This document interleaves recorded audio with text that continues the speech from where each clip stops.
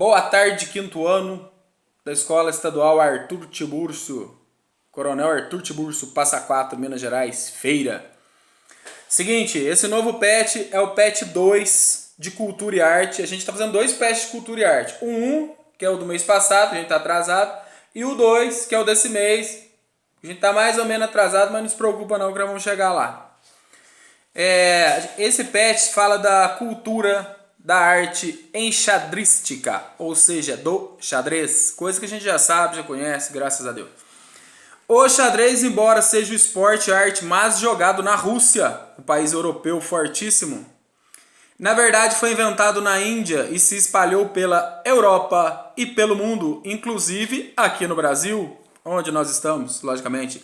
Podemos comparar o futebol aqui do Brasil, que foi desenvolvido na Inglaterra, mas o melhor país do Brasil em futebol, o melhor país em futebol é o Brasil, né? Todo mundo sabe.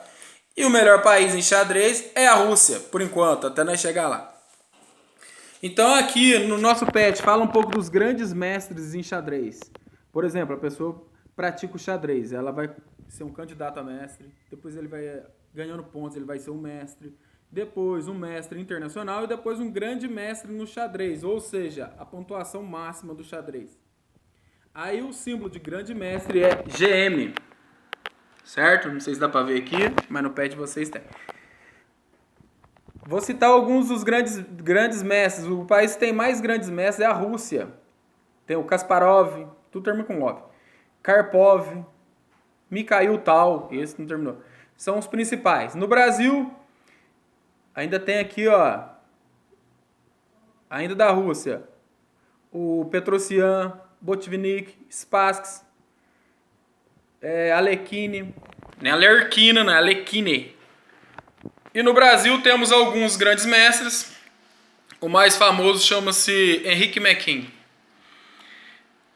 E então, a gente vai entrar aqui em algumas atividades do xadrez, a importância do xadrez para as pessoas se sociabilizarem, ou seja, fazer amizade com os outros, trabalhar a memorização, entender aquelas peças que formam uma guerra entre reis, né, que tem o castelo, né, que são as torres, tem os bispos que aconselham o rei e a dama, os cavalos, os soldados, que são os peões, a pecinha chama-se peão.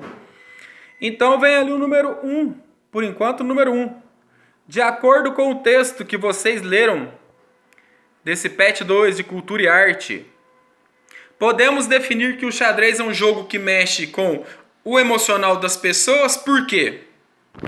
Devido à concentração e à vontade de vencer o oponente? Pode ser.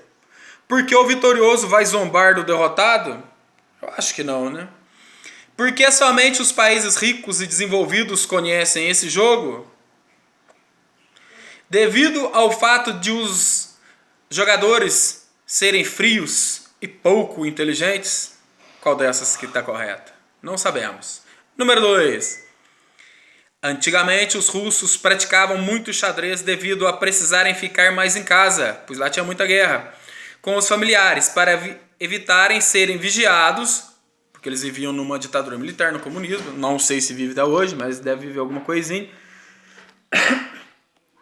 Quando em atividades nas ruas, pois o regime político deles pode ser comparado a uma ditadura, que te prende em casa, onde poucas ideias são aceitas pelos políticos, não pode falar muito. Então eles ficavam muito em casa e jogavam muito xadrez, e nisso foi evoluindo, e o xadrez precisa de treinamento mesmo, nisso eles são bons. Um ponto positivo de ficar em casa e poder treinar o xadrez. Letra A. Analisando esse texto que eu acabei de ler, essa pergunta, treinar em casa com os familiares é bom ou ruim? Sim ou não? Você vai marcar aqui, ó.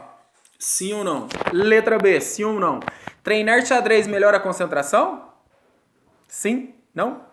Letra C. Os políticos russos queriam que eles treinassem muito xadrez. Ou apenas não queriam que eles fossem opositores às ideias desses políticos safados. Estando as pessoas em casa, era mais fácil enganá-las. Sim ou não? O xadrez, a letra D. O xadrez pode ser comparado a uma guerra onde não há feridos. Sim ou não? Certo? Então, essa semana, 2 atividades só, certo? A hora que vocês forem me mandando, a gente continua esse PET 2 de Cultura e Arte. Até mais!